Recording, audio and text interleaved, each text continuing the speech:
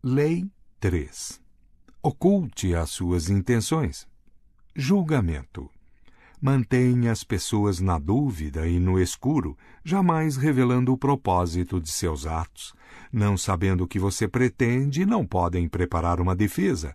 Leve-as pelo caminho errado até bem longe, envolva-as em bastante fumaça, e quando elas perceberem as suas intenções, será tarde demais. Parte 1. Use objetos de desejo e pistas falsas para enganar os outros. Se em algum momento da sua fraude as pessoas tiverem a mais leve desconfiança quanto às suas intenções, estará tudo perdido. Não lhes dê oportunidade de perceber o que você pretende. Disfarce colocando pistas falsas pelo caminho. Use a falsa sinceridade. Envie sinais ambíguos. Invente objetos de desejo desorientadores. Incapazes de distinguir o falso do verdadeiro, elas não podem ver o seu objetivo real. A lei transgredida. Durante várias semanas, Ninon de Lenclos, a mais infame cortesã na França do século XVII, escutou pacientemente o Marquês de Sévigné explicar o seu esforço para conquistar uma bela, porém difícil, jovem condessa. Ninon estava na época com 62 anos e era mais do que experiente em questões de amor. O Marquês era um rapaz de 22 anos, simpático, arrojado, mas totalmente sem experiência em romances. No início, Ninon achou divertido ouvir o Marquês contar os seus erros, mas acabou se cansando. Incapaz de suportar a inépcia em qualquer esfera, muito menos quando se tratava de seduzir uma mulher, ela resolveu colocar o rapaz sob as suas asas. Primeiro, ele tinha de compreender que esta era uma guerra, e que a bela condessa era uma cidadela a qual ele deveria fazer o cerco com o mesmo cuidado de um general. Cada passo deveria ser planejado e executado com a maior atenção a detalhes e nuances.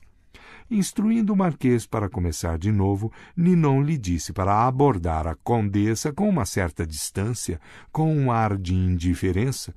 Na próxima vez que os dois ficassem juntos, sozinhos, disse ela, ele deveria confiar na condessa como uma amiga, não como uma amante em potencial. Isso a despistaria. A condessa não teria mais como certo o interesse dele por ela. Talvez ele só estivesse interessado numa amizade. Ninon planejou com antecedência. Assim que a condessa se mostrasse confusa, seria a hora de despertar os seus ciúmes. No encontro seguinte, numa grande festa em Paris, o Marquês surgiria acompanhado por uma bela e jovem mulher. Esta bela mulher tinha amigas igualmente belas, de forma que sempre que a condessa olhasse para o Marquês, ele estaria rodeado pelas mulheres mais estonteantes de Paris. Não só a condessa se roeria de ciúmes, como passaria a ver o Marquês como alguém que as outras desejavam. Foi difícil Ninon fazer o Marquês compreender isso, mas com toda a paciência ela explicou que a mulher que está interessada num homem quer ver que outras mulheres têm o mesmo interesse. Não só isso confere a ele um valor imediato, como dá ainda mais satisfação arrancá-lo das garras delas. Tão logo a condessa ficasse com ciúmes, mas intrigada, seria a hora de distraí-la. Segundo as instruções de Ninon, o Marquês deixaria de comparecer onde a condessa esperasse vê-lo.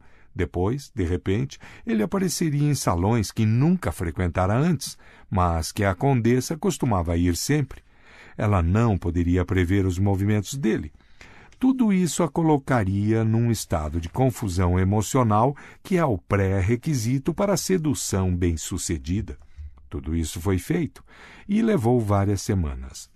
Ninon monitorava o progresso do Marquês. Com sua rede de espionagem, ela soube que a condessa estava rindo mais das suas piadas, ouvindo com mais atenção as suas histórias. Soube que, de repente, a condessa estava fazendo perguntas sobre ele. Suas amigas lhe disseram que nas reuniões sociais a condessa frequentemente procurava pelo Marquês, acompanhando seus passos. Ninon tinha certeza de que a jovem mulher estava caindo no feitiço do rapaz. Agora era uma questão de semanas. talvez 1 mês ou 2, mas se tudo corresse bem, a cidadela viria abaixo. Dias depois, o marquês foi à casa da condessa. Estavam sozinhos. De repente, ele era outro homem, desta vez seguindo seus próprios impulsos e não as instruções de Ninon. Ele segurou as mãos da condessa e lhe declarou seu amor. A jovem mulher pareceu confusa, reação pela qual ele não esperava. Ela foi delicada, mas se desculpou afastando-se. Pelo resto da noite, ela evitou seu olhar e não estava lá para se despedir quando ele foi embora. Nas poucas vezes em que ele voltou a visitá-la, disseram-lhe que ela não estava. Quando ela finalmente o recebeu, os dois se sentiram estranhos e constrangidos um com o outro. O feitiço se quebrara. Interpretação. Ninon sabia tudo sobre a arte de amar. Os grandes escritores, pensadores e políticos da época tinham sido seus amantes, homens como La Rochefoucauld, Molière e Richelieu. A sedução era um jogo para ela que devia ser praticado com habilidade. Quando ela ficou mais velha e a sua reputação mais conhecida, as famílias mais importantes da França lhe enviavam os filhos varões para serem instruídos em matéria de amor. Ninon sabia que o homem e a mulher são muito diferentes, mas quando se trata de sedução, ambos sentem a mesma coisa. Bem lá no fundo, quase sempre percebem que estão sendo seduzidos, mas cedem porque gostam da sensação de estarem sendo levados. É um prazer se entregar, deixando que o outro o leve a passear por uma terra estranha. Tudo na sedução, entretanto, depende de sugestão. Você não pode anunciar suas intenções ou revelá-las diretamente com palavras. Pelo contrário, precisa despistar. Para que alguém se entregue à sua orientação, deve estar adequadamente confuso. Você tem que embaralhar os seus sinais, aparentar interesse em outro homem ou mulher, à isca, depois sugerir estar interessado no alvo, aí fingir indiferença repetidas vezes. Esses comportamentos não confundem apenas, eles excitam. Imagine esta história do ponto de vista da condessa. Depois de alguns movimentos do marquês, ela percebeu que ele estava fazendo uma espécie de jogo, mas o jogo a agradou. Ela não sabia para onde ele a estava levando, mas era melhor assim. Os movimentos dele a intrigavam. Cada um a mantinha na expectativa do próximo. Ela até gostou do ciúme, da confusão, porque às vezes qualquer emoção é melhor do que a monotonia da segurança. Talvez o marquês tivesse outros motivos. A maioria dos homens tem. Mas ela estava disposta a esperar para ver, e provavelmente, se ele a tivesse feito esperar o bastante, o que ele estava pretendendo não teria importância. Assim que o marquês pronunciou a palavra fatídica, amor, entretanto, tudo mudou. Não era mais um jogo, era uma simples demonstração de paixão. Suas intenções se revelaram. Ele a estava seduzindo, e isto colocava tudo o que ele tinha feito sob uma nova luz. Tudo que antes fora encantador agora parecia feio e conivente. A condessa se sentiu constrangida e usada. Fechou-se uma porta para sempre. Não deixe que o vejam como um impostor, mesmo que hoje seja impossível não o ser. Que a sua maior esperteza esteja em dissimular o que parece ser esperteza. Baltazar Gracian, 1601-1658. A lei observada. Em 1850, o jovem Otto von Bismarck, na época com 35 anos de idade e representante no parlamento prussiano, passava por um momento decisivo na sua carreira. Os assuntos do dia eram a unificação dos muitos estados, inclusive a Prússia, em que a Alemanha estava então dividida, e uma guerra contra a Áustria, a poderosa vizinha ao sul, que esperava manter a Alemanha fraca e em desvantagem, até ameaçando intervir se eles tentassem se unir. O príncipe Guilherme, o próximo na linha de sucessão ao trono da Prússia, era a favor da guerra, e o parlamento cerrava fileiras em torno da causa, preparado para apoiar uma mobilização das tropas.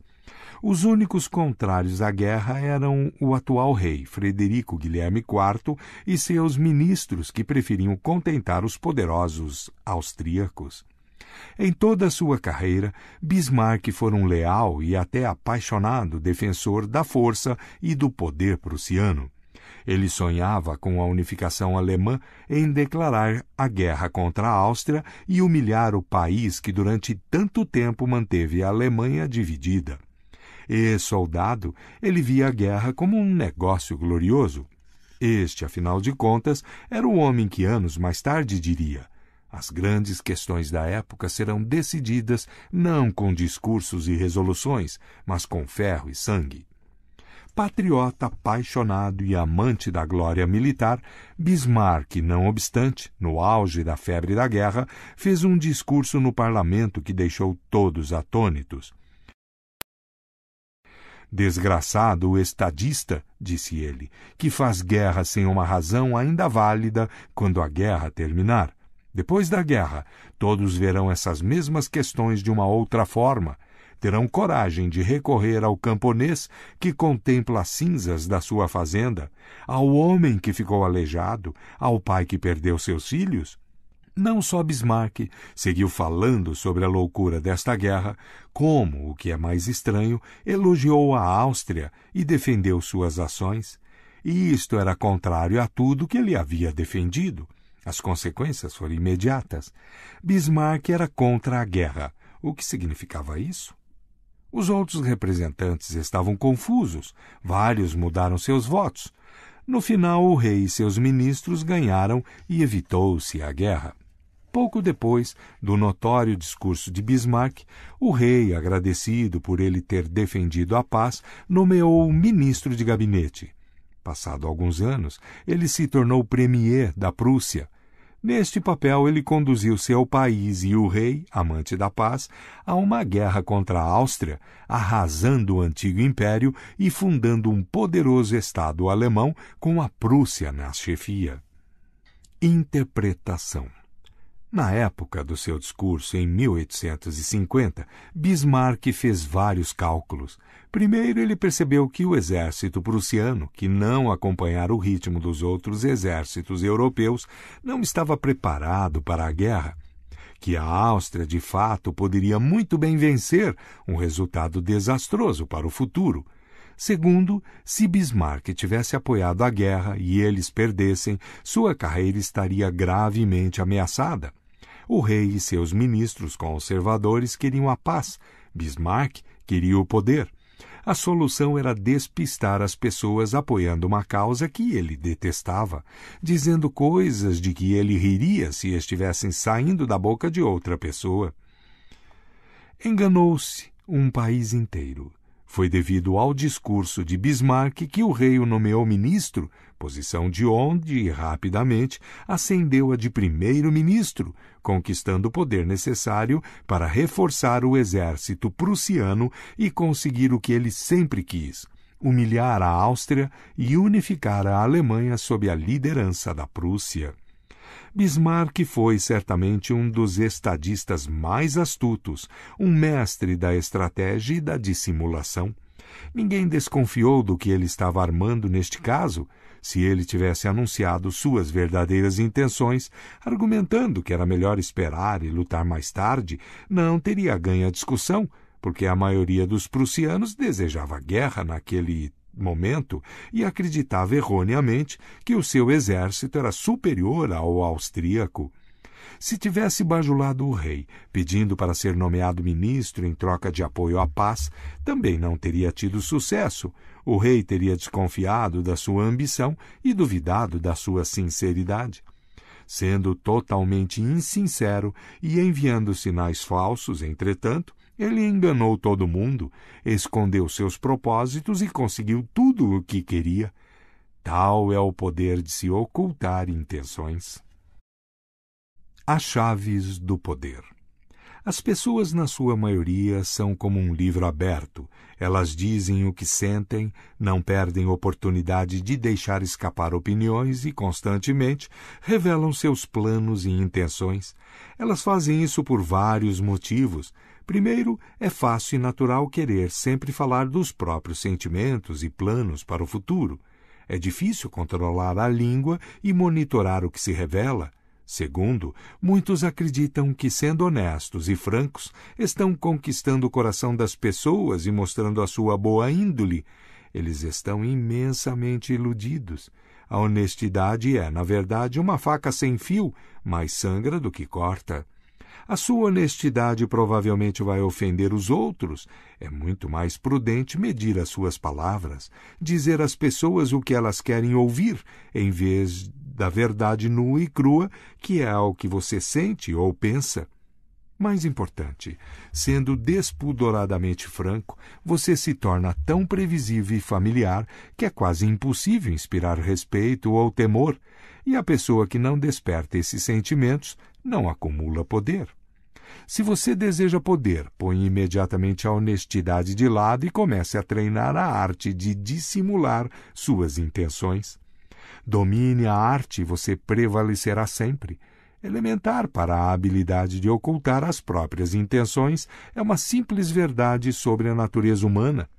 Nosso primeiro instinto é sempre o de confiar nas aparências. Não podemos sair por aí duvidando da realidade do que vemos e ouvimos. Imaginar constantemente que as aparências ocultam algo mais nos deixaria exaustos e aterrorizados. Isto faz com que seja relativamente fácil ocultar as próprias intenções. Basta acenar com um objeto que você parece desejar, um objetivo que você parece querer alcançar, diante dos olhos das pessoas, e elas tomarão a aparência como realidade. Uma vez com os olhos fixos na isca, elas não notarão o que você está realmente pretendendo. Na sedução, dê sinais conflitantes, tais como desejo e indiferença, e você não só os despistará, como inflamará o seu desejo de possuir você. Uma tática que funciona com frequência quando se quer armar uma pista falsa é parecer estar apoiando uma ideia ou causa que, na verdade, contraria o que você sente. Bismarck a usou com muita eficácia no seu discurso de 1850. A maioria vai achar que você mudou de ideia, visto não ser comum brincar com tamanha leviandade, com coisas tão carregadas de emoção como as suas próprias opiniões e valores. O mesmo se aplica a um objeto do desejo usado como chamariz.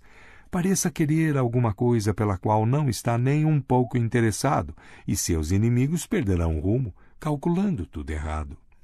Durante a Guerra da Sucessão Espanhola, em 1711, o Duque de Marlborough, chefe do exército inglês, queria destruir um forte francês importantíssimo que protegia uma estrada vital para a entrada na França. Mas ele sabia que, ao destruí-lo, os franceses perceberiam o que ele queria, avançar por aquela estrada. Em vez disso, ele simplesmente capturou o forte e o guarneceu com algumas das suas tropas, como se o desejasse para algum propósito particular. Os franceses atacaram o forte e o duque deixou que ele fosse reconquistado. Novamente de posse do forte, entretanto, eles o destruíram, imaginando que o duque tinha alguma razão importante para querer ficar com ele. Agora o forte não existia mais, o caminho estava livre, e Marlborough pôde facilmente entrar na França. Use essa tática da seguinte maneira: não esconda suas intenções se fechando, com o risco de parecer misterioso e deixar as pessoas desconfiadas, mas falando sem parar sobre seus desejos e objetivos, só que não os verdadeiros. Você matará 3 coelhos com uma só cajadada. Vai parecer uma pessoa cordial, franca e confiável, ocultará suas intenções e deixará seus rivais atordoados tentando achar inutilmente uma coisa que levarão tempo para descobrir. Outra ferramenta eficaz para colocar as pessoas desorientadas é a falsa sinceridade. Elas confundem facilmente sinceridade com honestidade. Lembre-se, O primeiro instinto é o de confiar nas aparências, e como as pessoas valorizam a honestidade e querem acreditar na honestidade dos que a cercam, raramente irão duvidar de você ou perceber o que você está fazendo. Parecer que está acreditando no que você mesmo diz dá um grande peso às suas palavras. Foi assim que Iago enganou e destruiu Otelo, diante da intensidade das suas emoções, da aparente sinceridade da sua preocupação com a suposta infidelidade de Desdémona. Como Otelo poderia desconfiar dele? Foi assim também que o grande charlatão, Yellow Kid, veio, tapou os olhos das suas vítimas, parecendo acreditar tanto no objeto isca que acenava diante deles, um cavalo falso, um cavalo de corrida apresentado como uma barbada. Ficava difícil duvidar da sua realidade. Claro que é importante não exagerar nessa área. A sinceridade é uma arma traiçoeira. Aparente estar apaixonado demais e despertará suspeitas. Seja uma pessoa comedida e em que se possa acreditar, ou a sua artimanha parecerá a fraude que ela é. Para que a sua falsa sinceridade seja uma arma eficaz, ocultando as suas verdadeiras intenções, adote a fé na honestidade e na franqueza como valores sociais importantes. Faça isso da forma mais pública possível. Enfatize a sua posição quanto a isso, divulgando ocasionalmente alguma ideia sincera, mas só aquela realmente sem importância ou irrelevante, é claro. O ministro de Napoleão, Talleyrand, era mestre em despertar a confiança das pessoas, revelando um suposto segredo. Esta confiança fingida, a isca, despertava em seguida a confiança verdadeira do outro. Lembre-se, os maiores impostores fazem de tudo para encobrir suas virtudes traiçoeiras. Cultivam um ar de pessoa honesta numa área para disfarçar a sua desonestidade em outras. A honestidade é simplesmente mais uma isca no seu arsenal. Parte 2. Disfarce as suas ações entre cortinas de fumaça. Trapacear é sempre a melhor estratégia, mas as melhores trapaças exigem uma cortina de fumaça para distrair a atenção das pessoas do seu verdadeiro propósito. O exterior afável, como a inescrutável cara de pau, é quase sempre a cortina de fumaça perfeita, escondendo suas intenções por trás do que é confortável e familiar. Se você conduzir a vítima por um caminho conhecido, ela não perceberá que você a está levando para uma armadilha. A lei observada. 1. Em 1910, um certo Sam Gesil, de Chicago, vendeu o seu armazém por aproximadamente $1 milhão. Acomodou-se numa semi-aposentadoria e ficou administrando as suas diversas propriedades. Mas, lá no fundo, sentia saudades dos velhos tempos de negociante. Um dia, um jovem chamado Joseph foi visitá-lo no seu escritório, querendo comprar um apartamento que ele estava vendendo. Gesil expôs os termos. O preço era $8 mil, mas ele queria apenas $2 mil de entrada. Disse que ia pensar, mas voltou no dia seguinte e propôs pagar os $8 mil à vista, em dinheiro, se Gesil esperasse uns 2 dias até ele encerrar um negócio em andamento. Mesmo semi-aposentado, um negociante esperto como Gesil ficou curioso para saber como arrumaria tanto dinheiro, mais ou menos uns $150 mil hoje, tão rápido. Parecia não querer dizer e mudava logo de assunto, mas Gesil insistiu. Finalmente, depois da garantia de sigilo, contou a seguinte história. Seu tio era secretário de um grupo de financistas multimilionários. Estes ricaços tinham comprado um pavilhão de caça em Michigan há uns 10 anos, pagando barato. Como não usavam o pavilhão há alguns anos, resolveram passá-lo adiante e pediram ao tio de para vender pelo preço que conseguisse. Por boas razões, pessoais, o tio vinha com raiva dos milionários há anos. Era sua chance de se vingar. Venderia a propriedade por $35 mil para um testa de ferro. Quem caberia descobrir. Os financistas eram ricos demais para se preocupar com um preço tão baixo. O Testa de Ferro, por sua vez, a venderia novamente pelo preço real, em torno de $155 mil. O tio, Veio e o terceiro homem dividiriam os lucros desta segunda venda. Era tudo legal e, por uma boa causa, a legítima desforra do tio. Gaziel não quis saber de mais nada. Seria ele o Testa de Ferro. Veio relutava em envolvê-lo na história, mas Gaziel não desistia. A ideia de um grande lucro, somada a uma pequena aventura, o fazia vibrar. Veio explicou que Gaziel teria de dar os $35 mil em dinheiro para fazer o negócio. Milionário, Gaziel disse que conseguiria isso num estalar de dedos. Veio finalmente cedeu e concordou em marcar um encontro com o tio, Gaziel e os financistas, em Galesburg, Illinois. No trem para Galesburg, Gaziel conheceu o tio, um homem impressionante, com quem discutiu avidamente sobre negócios. Veio também trouxe um companheiro, um homem meio barrigudo, chamado George Gross. Veio explicou a Gaziel que era um treinador de boxe e Gross era um dos futuros campeões que ele treinava e que tinha pedido a Gross para acompanhá-lo a fim de garantir que o lutador se mantivesse em forma. Como futuro campeão, Gross não impressionava muito. Tinha os cabelos grisalhos e uma barriga de chope, mas Gaziel estava tão entusiasmado com o negócio que nem deu bola para a flacidez do sujeito. Chegando em Galesburg, Veio e o tio foram buscar os financistas enquanto Gaziel esperava num quarto de hotel com Gross, que logo colocou seu calção de boxe. Como Gaziel olhava distraído, Gross começou a dar socos no ar, como se estivesse treinando com um adversário imaginário. Gaziel estava tão distraído que não percebeu como o boxeador ficou ofegante minutos depois de começar o exercício, embora o seu estilo parecesse bastante real. Passou uma hora. Veio e o tio voltaram com os financistas, um grupo majestoso e intimidante de homens muito bem vestidos.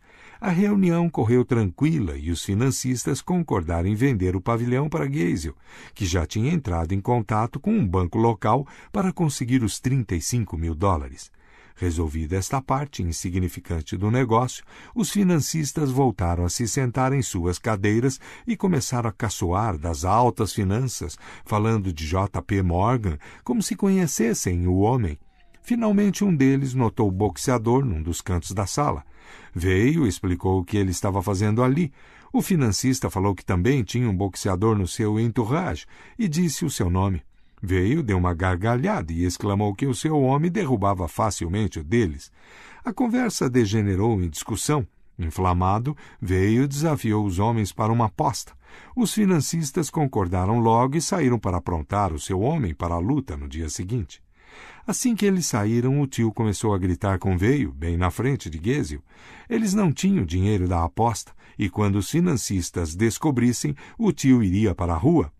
Veio desculpou-se por tê-lo colocado nessa confusão, mas ele tinha um plano. Conhecia bem o outro boxeador e com um pequeno suborno a luta estava ganha. Mas de onde viria o dinheiro para a aposta? O tio retrucou. Sem ele estariam mortos. Finalmente Gaziel deu um basta. Não querendo que a má vontade colocasse em risco o seu negócio, ofereceu seus próprios $35 mil em dinheiro como parte da aposta. Se perdesse, conseguiria mais no banco e ainda lucrava com a venda do pavilhão. O tio e o sobrinho agradeceram. Com os seus $15 mil e os $35 mil de Gaziel, teriam bastante para a aposta. Naquela noite, enquanto olhava os dois boxeadores ensaiando o arranjo no quarto do hotel, Gaziel ia calculando mentalmente o seu lucro com a luta e a venda do pavilhão. A disputa foi num ginásio no dia seguinte. Veio, administrou o dinheiro, que por segurança foi trancado num cofre. Tudo estava acontecendo como planejado, no quarto do hotel. Os financistas olhavam sombrios o péssimo desempenho do seu lutador, e Gaziel sonhava com o dinheiro fácil que estava prestes a ganhar. Mas aí, de repente, uma lateral violenta do lutador dos financistas atingiu Gross firme no rosto, jogando-o no chão. Ao cair na lona, o sangue jorrava da sua boca. Um dos financistas, médico aposentado, conferiu o pulso. Estava morto. Os milionários entraram em pânico. Tinham que sair dali antes que a polícia chegasse. Todos eles poderiam ser acusados de assassinato. Aterrorizado, Geisel escapuliu correndo do ginásio, voltando logo para Chicago, largando para trás os $35.000 de que se esqueceu com muito gosto, pois lhe parecia pouco para se livrar do envolvimento num crime. Não quis mais ver Veio ou qualquer um dos outros novamente. Depois que Geisel saiu correndo, Gross se levantou sozinho. O sangue que tinha esguichado da sua boca era de uma bola cheia de sangue de galinha e água quente que ele escondera na bochecha. A farsa toda tinha sido engendrada por Veio, melhor conhecido como o Yellow Kid, um dos charlatões mais criativos da história. Veio dividiu os $35.000 com os financistas e os boxeadores, todos impostores, um lucro bem razoável por alguns dias de trabalho. Interpretação. Yellow Kid tinha escolhido Geisel como a vítima perfeita muito antes de montar a farsa. Ele sabia que a luta de boxe seria o ardil perfeito para separar Geisel rápida e definitivamente do seu dinheiro, mas sabia também que, se tivesse começado tentando interessar Geisel pela luta de boxe, teria falhado redondamente.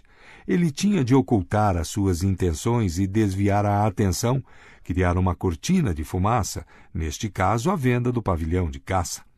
No trem e no quarto do hotel, a cabeça de Geisel tinha estado totalmente ocupada com um negócio iminente, o dinheiro fácil, a chance de privar com homens ricos. Ele não tinha notado que Gross estava fora de forma e passado da idade. Tal é o poder de distração de uma cortina de fumaça. Envolvido no negócio, a atenção de Geisel foi facilmente desviada para a luta de boxe, mas só quando já era tarde demais para ele notar os detalhes que denunciariam Gross. A luta, afinal de contas, dependia agora de um suborno e não das condições físicas do boxeador. Geisel ficou tão distraído no final com a ilusão da morte do lutador que se esqueceu completamente do seu dinheiro. Aprenda com Yellow Kid. A fachada invisível, familiar, é a cortina de fumaça perfeita. Aborde o seu alvo com uma ideia que pareça bastante comum, um negócio, uma trama financeira. A mente da vítima se distrai, a sua desconfiança se aquieta. É aí que você o guia gentilmente para a estrada secundária, a rampa escorregadia por onde ele cai de vez na sua armadilha. A lei observada. 2. Entre 1920 e 1930, os poderosos senhores da guerra na Etiópia começaram a perceber que um jovem nobre chamado Haile Selassie, também conhecido como Ras Tafari, estava vencendo todos eles e prestes a poder se proclamar seu líder, unificando o país pela primeira vez em muitas décadas. A maioria dos seus rivais era incapaz de compreender como este homem fino, tranquilo e delicado tinha conseguido assumir o controle. Mas, em 1927, Selassie conseguiu convocar os comandantes dos exércitos, um de cada vez, para ir a Addis Abeba, jurar fidelidade e reconhecê-lo como líder. Alguns se apressaram, outros hesitaram, mas só um, Dejasmash Balcha, de Sidamo, ousou desafiar Selassie totalmente. Homem tempestuoso, Balcha era um grande guerreiro e considerava o novo líder fraco e indigno. De propósito, ele se manteve longe da capital. Finalmente, Selassie, da sua maneira gentil, porém firme, ordenou que Balcha se apresentasse. O comandante resolveu obedecer, mas viraria a mesa desse pretendente ao trono etíope. Seguiria para Addis Abeba no seu próprio ritmo e com um exército de 10.000 homens, força suficiente para se defender, talvez até para iniciar uma guerra civil. Estacionando a sua formidável tropa num vale a cerca de 5 quilômetros da capital, ele esperou, como faria um rei. Selassie teria que ir até ele. Selassie enviou emissários, convidando Balcha para um banquete em sua homenagem. Mas Balcha, que não era nenhum tolo, conhecia a história. Sabia que antigos reis e senhores da Etiópia tinham usado banquetes como armadilha. Uma vez lá, e bêbado, Selassie o mandaria prender ou matar. Para mostrar que tinha compreendido o que estava acontecendo, ele aceitou, mas com a condição de poder levar a sua guarda pessoal, 600 dos seus melhores soldados, armados e prontos para defender a ele e a si próprios. Para surpresa de Bausha, Selassie respondeu com toda a cortesia, dizendo que era uma honra recepcionar tais guerreiros. A caminho do banquete, Bausha avisou seus soldados para não beber e montar guarda. No palácio, Selassie foi gentilíssimo. Tratou Bausha com respeito, como se precisasse desesperadamente da sua aprovação e cooperação. Mas Bausha se recusou a ser seduzido e avisou Selassie que, se ele não voltasse ao acampamento ao anoitecer, seu exército tinha ordens para atacar a capital. Selassie reagiu como se tivesse ficado magoado com a sua desconfiança. Durante a refeição, na hora das canções tradicionais em homenagem aos líderes etíopes, ele fez questão de que se cantassem apenas as que homenageavam o general de Sidamo. A Bausha pareceu que Selassie estava com medo, intimidado por este grande guerreiro a quem ninguém conseguia enganar. Percebendo a mudança, Bausha acreditou que ele é quem daria as cartas no futuro. Ao fim da tarde, Bausha e seus soldados começaram a marcha de volta ao acampamento, em meio a aplausos e salvas de artilharia. Olhando por sobre os ombros para a capital, ele planejou a sua estratégia, como os seus marchariam pelas ruas da capital em triunfo dentro de semanas, e Selassie seria colocado no seu devido lugar, a prisão ou o cadafalso. Quando ia se aproximando do acampamento, entretanto, Bausha percebeu que havia algo de muito errado por ali. Onde antes se erguiam tendas coloridas a perder de vista, agora não havia nada. Apenas a fumaça de fogueiras extintas. Que magia infernal era essa? Uma testemunha contou o que tinha acontecido. Durante o banquete, um grande exército, comandado por um aliado de Selassie, tinha entrado no acampamento de Bausha por uma estrada secundária que ele não tinha visto. Este exército não viera para lutar. Sabendo que o general escutaria os ruídos de uma batalha e voltaria correndo com os 600 homens de sua guarda pessoal, Selassie armou as suas próprias tropas com cestos de ouro e dinheiro. Elas cercaram o exército de Bausha, decididas a comprar até a última das suas armas. Quem se recusasse era facilmente intimidado. Dentro de poucas horas, toda a força de Bausha estava desarmada e espalhando-se por todas as direções. Percebendo que estava em perigo, Bausha resolveu marchar para o sul com seus 600 soldados para se reorganizar. Mas o mesmo exército que desarmara seus soldados tinha bloqueado o caminho.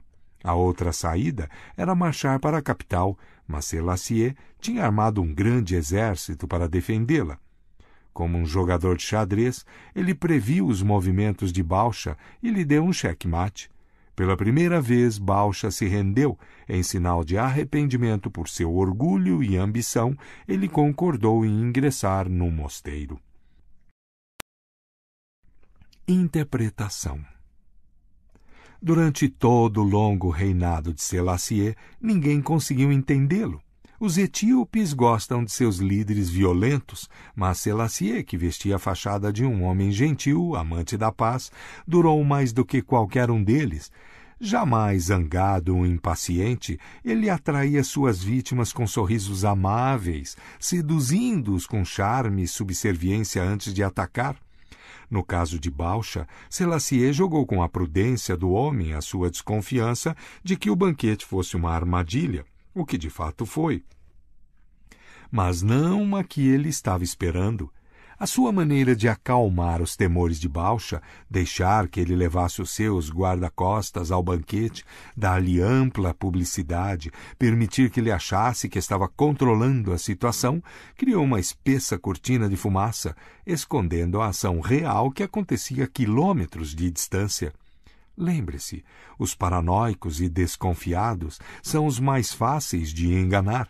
Conquiste a sua confiança numa área e você terá a cortina de fumaça que turva a visão deles em outra, deixando que você se aproxime de manso e os arrase com um golpe devastador. um gesto prestativo ou aparentemente honesto, ou que sugira a superioridade do outro, estas são táticas diversionistas perfeitas. Adequadamente montada, a cortina de fumaça é uma arma poderosíssima. Ela permitiu que o gentil Selassie destruísse totalmente o seu inimigo sem disparar uma só bala. Não subestime o poder de Tafari. Ele se move furtivamente como um rato, mas tem mandíbulas de leão. As últimas palavras de Bausha antes de entrar para o mosteiro. As chaves do poder. Se você acha que trapaceiros são aquela gente pitoresca que ilude com mentiras elaboradas e histórias incríveis, está muito enganado. Os maiores impostores são os que utilizam uma fachada suave e invisível que não chama a atenção.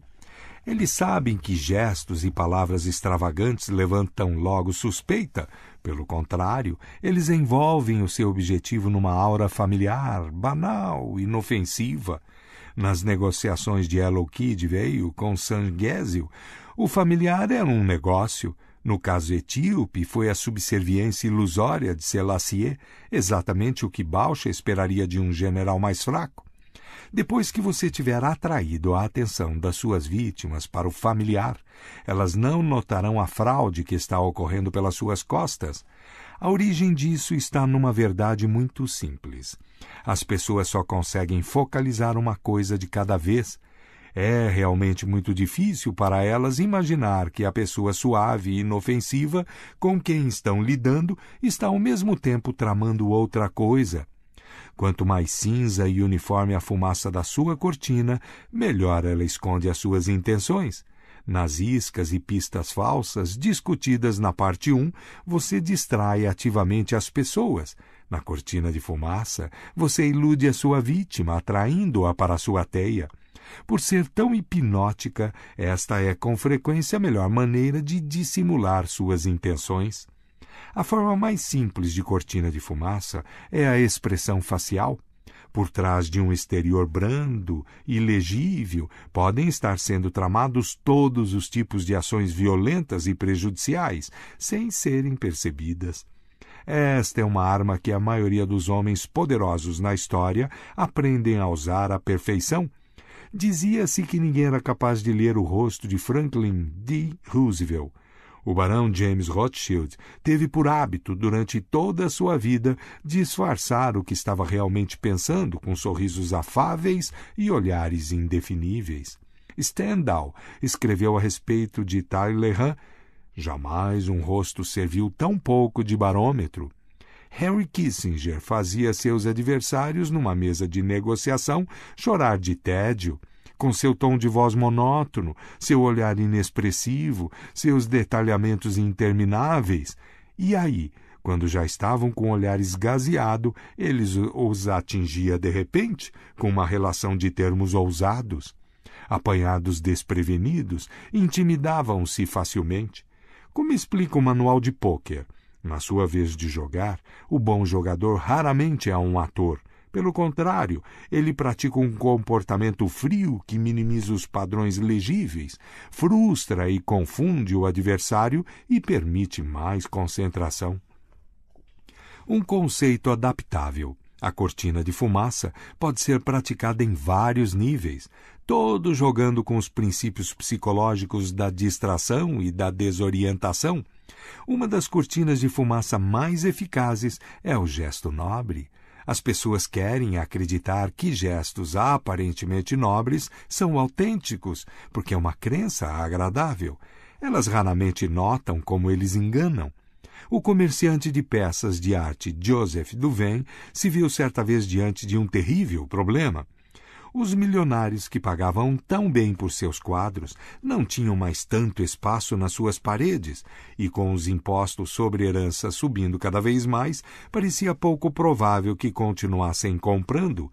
A solução foi a National Gallery of Art, em Washington, D.C., que Duvain ajudou a criar em 1937, conseguindo que Andrew Mellon doasse a sua coleção. A National Gallery era a fachada perfeita para Duvain. Num só gesto, seus clientes fugiam aos impostos, abriam espaço nas paredes para novas aquisições e reduziam o número de quadros no mercado, mantendo a pressão que aumentava o seu preço. Tudo isto enquanto os doadores aparentavam ser benfeitores da sociedade. Outra cortina de fumaça eficaz é o padrão, quando se estabelece uma série de ações que seduzem a vítima e a fazem acreditar que as coisas continuarão sempre da mesma maneira. O padrão joga com a psicologia da expectativa. Nosso comportamento se encaixa no padrão, ou assim gostamos de pensar. Em 1878, o barão ladrão americano Jay Gould criou uma empresa que começou a ameaçar o monopólio da companhia de telégrafos Western Union. Os diretores da Western Union resolveram comprar a empresa de Gould. Foi preciso dispor de uma quantia considerável, mas eles achavam que tinham conseguido se livrar de um irritante adversário. Poucos meses depois, entretanto, Gould estava lá de novo, queixando-se de que fora tratado injustamente. Ele abriu uma segunda empresa para competir com a Western Union e a sua nova aquisição. A mesma coisa voltou a acontecer. A Western Union comprou a empresa para fazer com que ele calasse a boca. Logo, o padrão voltou a se repetir pela terceira vez, mas agora Gould atacou na jugular. De repente, ele iniciou, e logo conseguiu, uma sangrenta tomada de controle hostil da Western Union. Ele tinha estabelecido um padrão que iludia os diretores da empresa, fazendo-os achar que o seu objetivo era ser comprado por um preço razoável. Depois de comprar, eles relaxavam e não percebiam que estavam, na verdade, apostando mais alto. O padrão funciona muito bem porque a pessoa se ilude esperando o contrário do que você está realmente fazendo. Outra fraqueza psicológica que serve de base para se construir uma cortina de fumaça é a tendência que as pessoas têm de confundir aparência com realidade. A ideia de que se alguém parece fazer parte do seu grupo é porque faz realmente. Este hábito faz da camuflagem uma fachada muito eficaz. O truque é simples. Você simplesmente se mistura com as pessoas ao seu redor. Quanto mais você se misturar, menos suspeito se tornará. Durante a Guerra Fria das décadas de 1950 e 1960, como hoje se sabe, muitos funcionários públicos britânicos passaram informações secretas para os soviéticos. Ninguém descobriu nada durante anos porque eles eram, aparentemente, sujeitos honestos, tinham frequentado boas escolas e se adequavam perfeitamente ao modelo da rede de ex-alunos de escolas de prestígio. A mistura é a cortina de fumaça perfeita para espionagem. Quanto mais você se misturar, melhor conseguirá disfarçar suas intenções. Lembre-se, é preciso paciência e humildade para apagar as suas cores brilhantes e colocar a máscara da pessoa insignificante. Não se desespere por ter de usar esta máscara apagada. Quase sempre é a sua ilegibilidade que atrai os outros e faz você parecer poderoso. Imagem: a pele da ovelha. A ovelha não saqueia, a ovelha não engana. A ovelha é magnificamente tola e dócil. Com a pele da ovelha nas costas, a raposa entra direto no galinheiro. Autoridade. Já ouviu falar de um general muito hábil que pretende surpreender uma cidadela anunciando seus planos ao inimigo? Oculte os seus propósitos e esconda o seu progresso. Não revele a extensão dos seus objetivos até ser impossível se opor a eles, até terminar o combate. Conquiste a vitória antes de declarar a guerra. Em resumo, imite aqueles guerreiros cujas intenções ninguém sabe, exceto o país destruído por onde eles passaram. Ninon de Lenclos, 1623-1706. O inverso. Não há cortina de fumaça, pista falsa, insinceridade ou outra tática diversionista qualquer que disfarce as suas intenções se você já tiver fama de impostor. Com a idade e o sucesso que você vai alcançando, se torna cada vez mais difícil disfarçar a sua esperteza. Todos sabem que você é dissimulado. Continue bancando ingênuo e corra o risco de parecer um grande hipócrita, o que limitará seriamente seu espaço de manobra. Nesses casos, é melhor assumir, aparentar ser um patife honesto, ou melhor, um patife arrependido. Não só vão admirá-lo por sua franqueza, como, o que é mais estranho e maravilhoso, você vai conseguir continuar com as suas artimanhas.